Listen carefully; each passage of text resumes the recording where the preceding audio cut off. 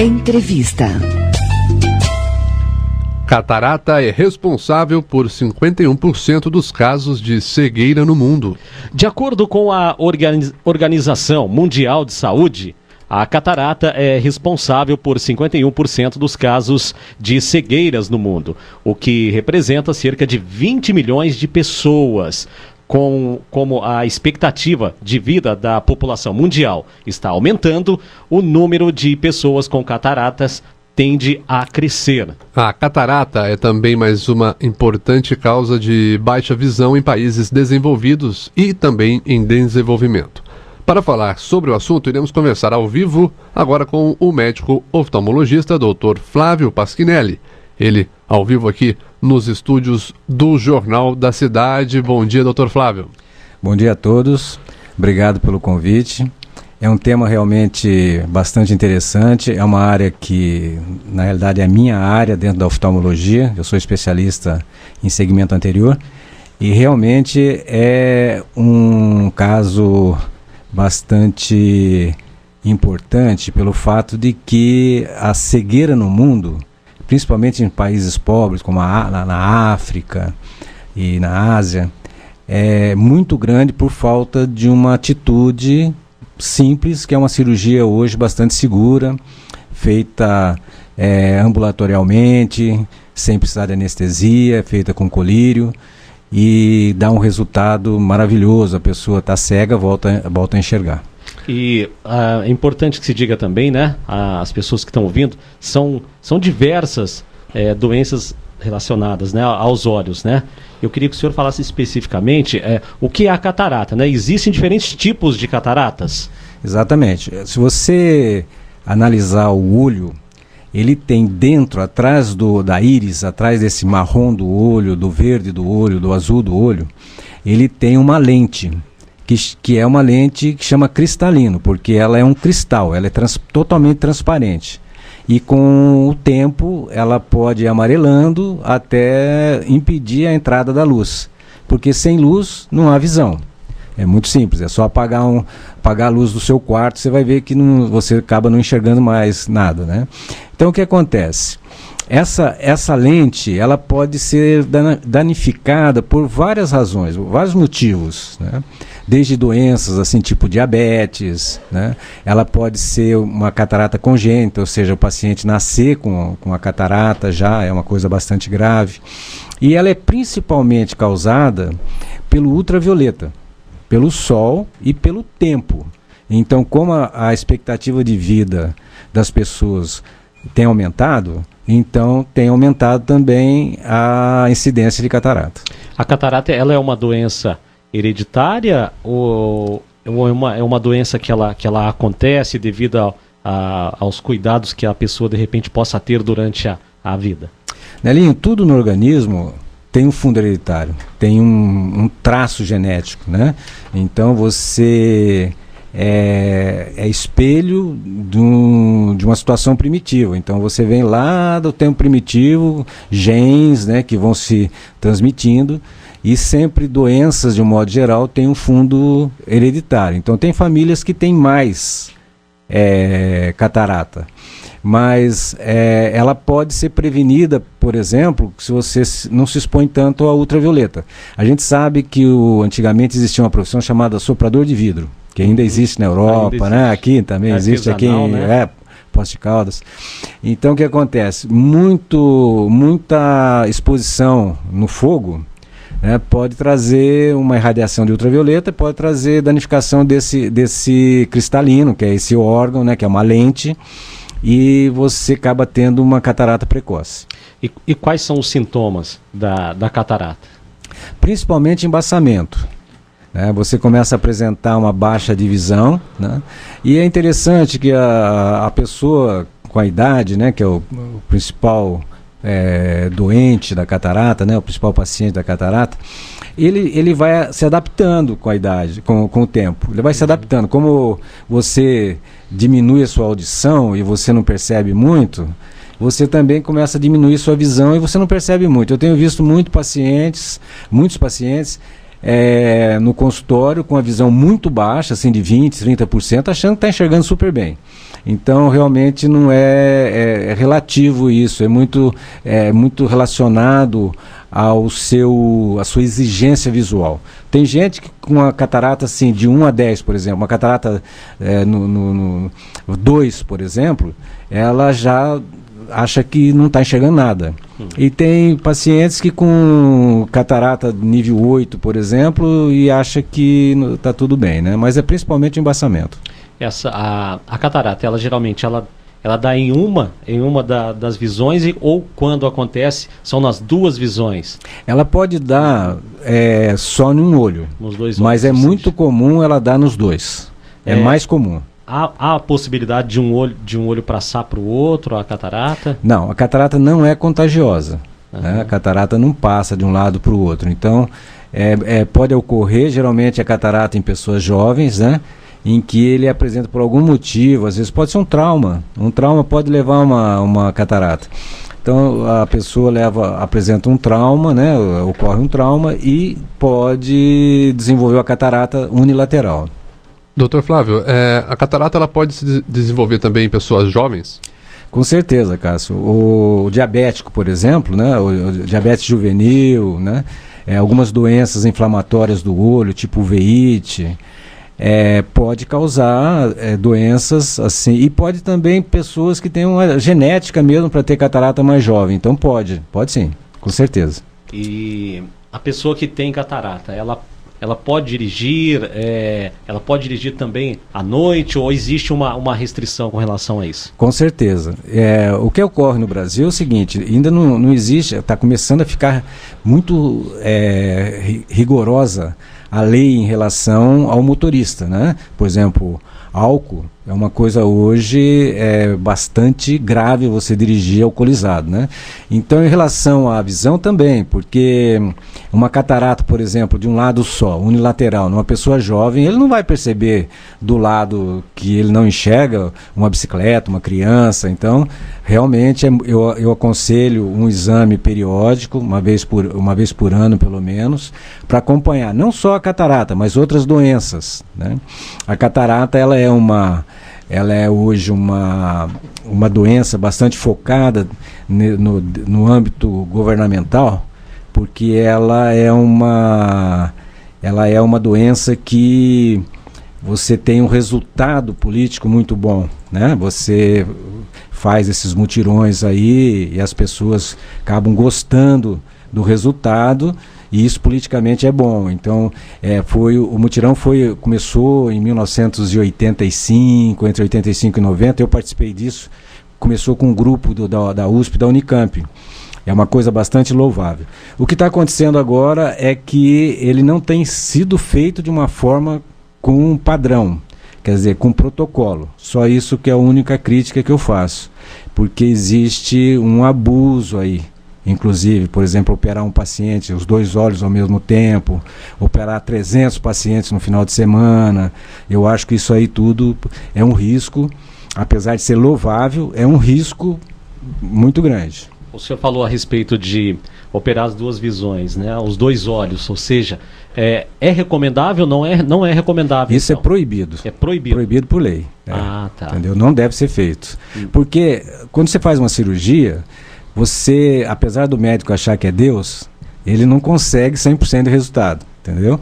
Então, eu jamais faria isso, eu nunca fiz, jamais faria, entendeu? Porque eu acho que se você tem uma infecção, numa cirurgia de catarata, você perde o olho. Você imagina se você tem infecção nos dois olhos, o que acontece com uma pessoa dessa, né? Então, o aconselhável seria... Faz um olho e depois aguarda um período e depois faz o outro olho. Ok. E para as pessoas... E num volume menor também. Não tem necessidade de se operar 300 pessoas assim de uma vez. O que eu critico em relação ao programa é o seguinte: o programa ele é importante porque existem milhões de pessoas cegas e precisando de uma cirurgia dessa. Por quê? Porque o governo nunca atuou de uma forma gradativa em cima disso daí. Porque se o governo atuasse, você não teria isso. Então, o que eu acho? Teria que ter centros de cirurgia de catarata, fazendo catarata com padrão, com um protocolo científico e sistematicamente para resolver esse problema, porque realmente precisa ser feito. De uma forma distribuída. Né? Exatamente. O senhor falou a respeito de dar um tempo, né, após ser feito a cirurgia em um dos olhos. O tempo de recuperação após a cirurgia, ele é demorado? Quanto tempo se leva? Hoje não. Hoje, Nelinha, é coisa muito rápida. Você faz hoje uma cirurgia com colírio, você faz uma cirurgia com abertura de 2 milímetros do olho só, para implantar uma lente dobrável que entra por essa abertura. E então ela é uma cirurgia hoje bastante previsível, realmente, né? E a recuperação, eu diria assim, sempre a gente pede uns 10 dias para o paciente ter assim, cuidados, porque tem que usar um colírio de antibiótico, então uns 10 dias de recuperação aí, com alguns cuidados. Mas no dia seguinte ele já está podendo levar a vida dele quase que normal. Então não é necessário que o paciente fique internado? Não tem mais necessidade. Eu, quando comecei a fazer cirurgia de catarata, há uns 30 e poucos anos atrás, o paciente era internado 3, 4 dias. Então o que acontecia? O paciente ia para o hospital, era internado, fazia cirurgia de catarata, ficava deitado lá 3, 4 dias, acabava tendo uma embolia pulmonar, uma embolia gasosa, uma embolia gordurosa, acabava morrendo por causa de uma cirurgia de catarata. Né? Eu fui um dos médicos na Unicamp que temos um trabalho em relação a isso daí, que é a alta precoce em cirurgia de catarata. Foi feito em 1985, por aí. Nós começamos a diminuir o tempo de internação. E chegamos à conclusão que você pode operar o paciente e pedir para ele andar, que não tem problema nenhum.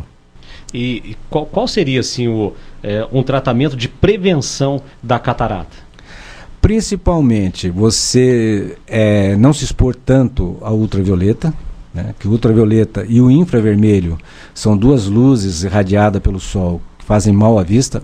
Um causa a catarata, a outra causa uma degeneração de retina.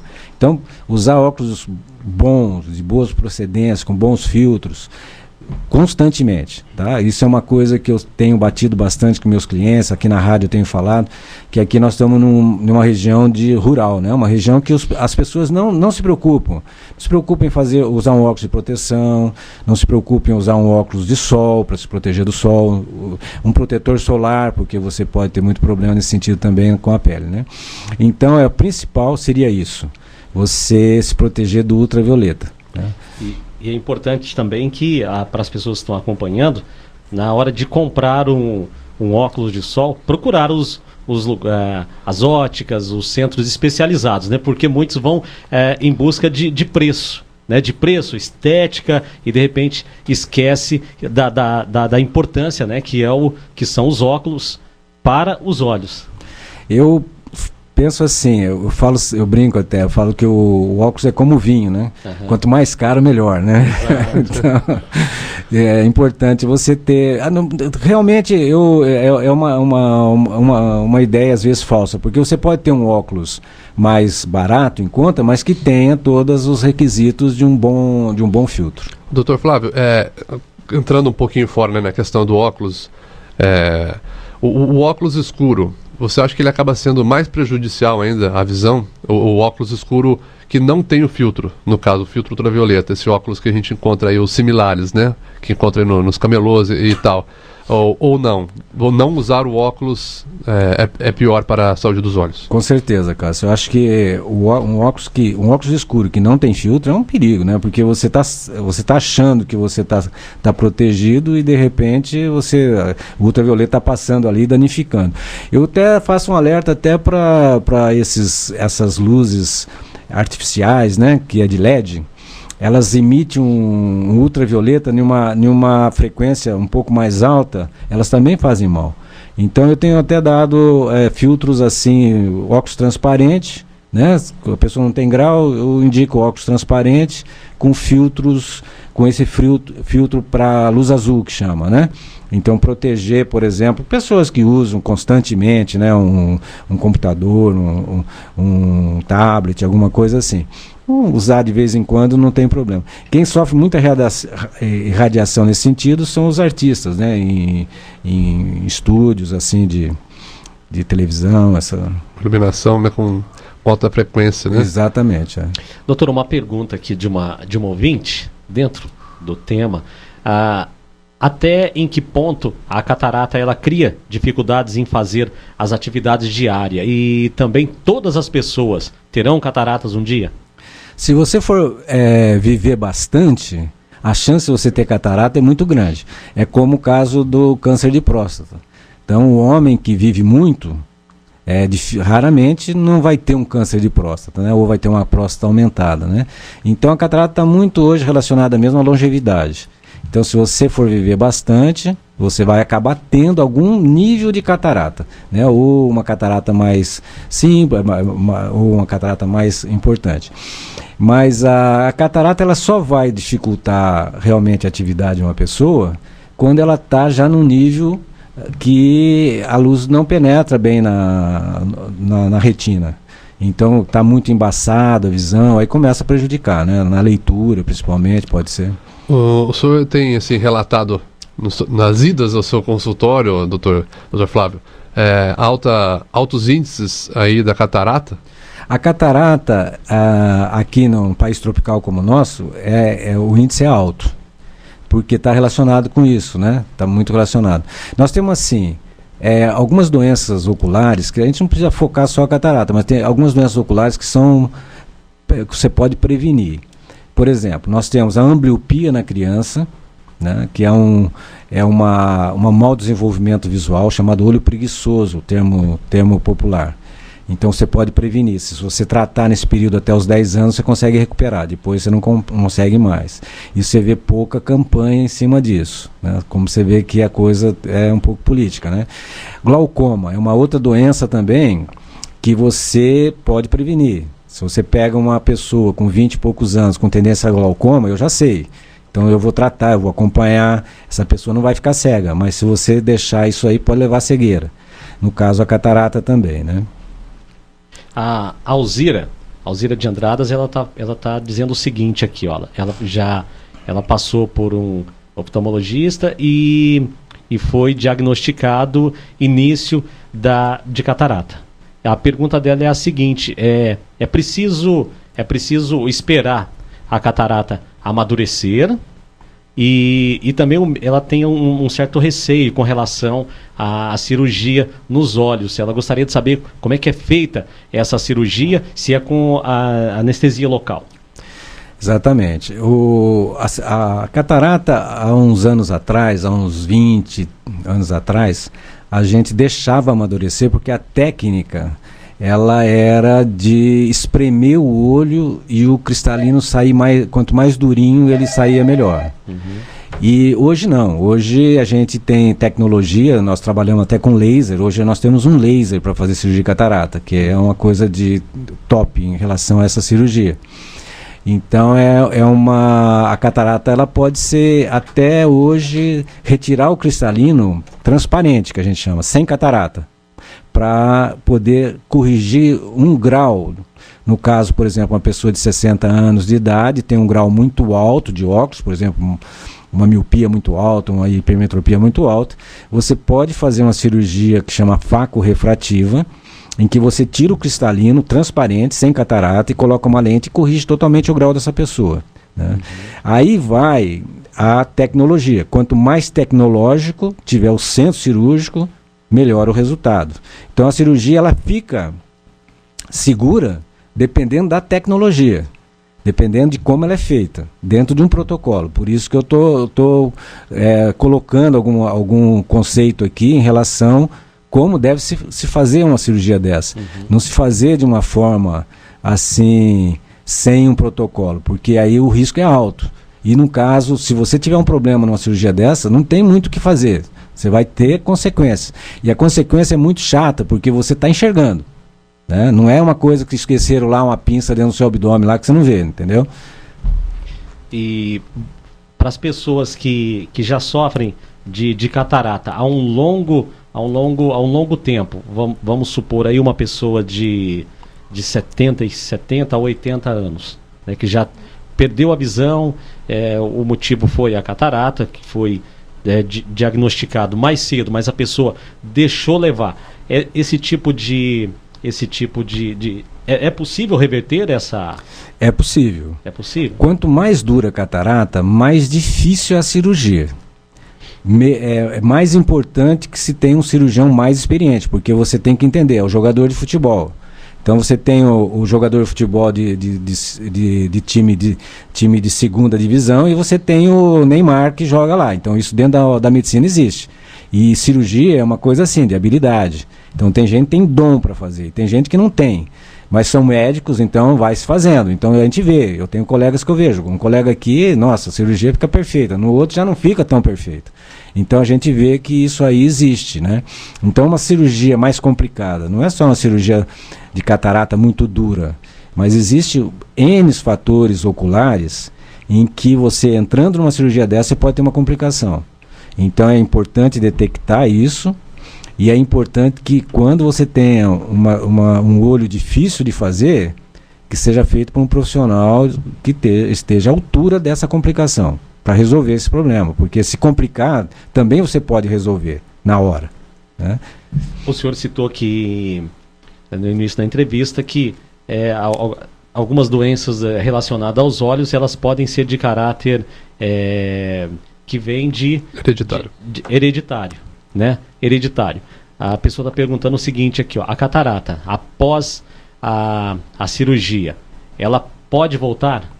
Até pelo fato de ter essa doença passada de geração por geração? Não é o fato dela voltar. Depois que você fez a cirurgia, existe uma complicação pós-operatória, assim, que ocorre num prazo aí de 6 meses a 1 ano, às vezes 1 ano e meio, é de uma opacificação da cápsula em que a lente fica apoiada lá atrás. Essas lentes aí, eu diria essas lentes assim, mais segunda linha, são lentes mais baratas, elas não têm a capacidade de evitar isso daí. Aí vai o material. Aí que eu falo, quanto melhor o material, menos complicação. Então se você colocar uma lente importada com uma borda quadrada, que a gente fala, então a complicação de você ter uma catarata secundária, que chama, né, uma opacificação da cápsula posterior, depois de ter que fazer um laser para poder resolver, é muito menor do que uma lente de segunda linha, em que é uma lente mais barata e que é o que se coloca aí por aí mesmo, né? E a partir de que idade a pessoa já pode, os pais já podem começar o cuidado com as crianças com relação à catarata? Eu acho que é muito importante o primeiro exame na criança aos 4 anos de idade, porque o primeiro exame é o exame do olhinho, é o reflexo vermelho, que é feito, é obrigatório por lei hoje e é feito no berçário.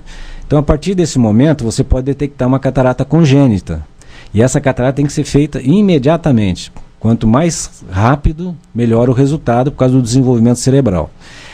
E após esse primeiro momento aí, aos 4, 5 anos, é muito importante um outro exame para ver se está indo tudo bem o desenvolvimento cerebral da visão, porque quem enxerga não é o olho, é o cérebro, é o computador.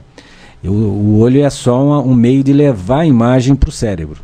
Então o que acontece? Ele está maturando, como a criança está aprendendo a andar, está aprendendo a falar, ele também está aprendendo a enxergar, né? Então quando chega aos 10 anos, o cérebro maturou, aí o que ficou de visão boa ali, ou ruim, vai ficar para sempre, né? Aí pode depois surgir grau, né? Surgir doenças, aí é outra coisa. Mas então eu recomendo o exame do olhinho, do reflexo vermelho da retina é normal, isso aí é feito sem o pai se preocupar, e aos 4, 5 anos o próximo exame na criança. E o que é recomendável ao longo da vida para se ter uma boa visão? Uma boa alimentação? Exatamente, eu acho que é interessante, né? Durante a guerra no Nordeste foi mandado leite liofilizado. Como quando você liofiliza o leite, você destrói a vitamina A. Então o que acontecia? O americano mandava o leite para o Brasil junto com a vitamina A para ser adicionada, né? Por algum motivo essa vitamina não era adicionada no leite. Então ocorreram muita cegueira por avitaminose A. Então é para você ver como uma má alimentação pode levar, né? Antigamente existia muito isso aí, né? Na nossa época existia muito desnutrido, né? Pessoa desnutrida, em que o pai não tinha dinheiro, dava rapadura para a criança comer, porque não tinha o que comer, então dava rapadura para a criança comer. E acabava que desenvolver cegueira por uma má alimentação. Uma má alimentação, uma proteção do ultravioleta, né? E algumas profissões você deve tomar cuidado com proteção de traumas também, que pode levar a uma catarata. E doenças gerais, tipo diabetes, doenças reumáticas, né? Então, por isso que é importante um especialista estar sempre acompanhando, uma vez por ano, acompanhando, porque a visão é uma coisa que só quando você perde é que você vai ver o quanto que você depende disso, né? Com certeza. Doutor, a gente gostaria aí de ter mais alguma pergunta aí, Nelinho? Eu queria perguntar a respeito da pessoa, do fumante. O fumante, ele tá sujeito a ter problemas de visão? Eu sou totalmente contra o fumo, né? Eu acho que o cigarro é uma das causas mais importantes de envelhecimento do organismo, porque ele vai alterar toda a parte vascular, vai diminuir toda essa chegada de comida para os tecidos, né, de alimentação, porque quanto mais aberto tiver os vasos, mais sangue chegar nos teus tecidos, melhor você vai estar se defendendo contra câncer, se defendendo contra essas doenças causadas aí, tipo uma bronquite, né? Então eu sou totalmente contra, eu recomendo não se fumar, porque eu acho que infelizmente ele é gostoso. Eu nunca fui fumante, mas eu percebo que é muito mais difícil uma pessoa parar de beber do que de fumar. É interessante isso aí. A pessoa para de beber, mas não consegue parar de fumar. Então deve ser muito bom. E vários clientes meus já me falaram, eu gosto de fumar, entendeu? Eu não vou largar de fumar. Eu tenho um amigo que morreu, que era um grande cirurgião plástico em Campinas, que ele, na UTI, estava morrendo, ele estava fumando 3 maços de cigarro por dia e falou, não vou parar, vou morrer, mas não vou parar. Você vê? Então deve ser uma coisa muito boa mesmo, né? Mas eu não recomendo, porque é muito ruim para o organismo. É uma das coisas piores que existe. Se você tomar lá seu cálice de vinho por dia e tal, pode até fazer bem, mas do fumo, um cigarro por dia não vai te fazer bem. O senhor falou a respeito, só para a gente finalizar, o senhor falou que a parte que enxerga não são os olhos, mas o cérebro. No caso, talvez uma pergunta mais específica, a pessoa que de repente teve um acidente vascular, né, cerebral, vamos dizer assim, e por esse motivo afetou a visão. Existe uma reversão dessa situação? As células nervosas, né, do modo geral, a retina, o nervo óptico e a região occipital, né, que fica aqui atrás, né, da cabeça, né, nessa parte posterior da cabeça, quando lesadas, elas têm uma recuperação muito lenta e fica muita sequela. Então muita gente perde a visão com AVC quando ocorre nessa região aí. Existe um tratamento? Existe tratamento, você pode acompanhar isso daí, mas geralmente deixa sequela.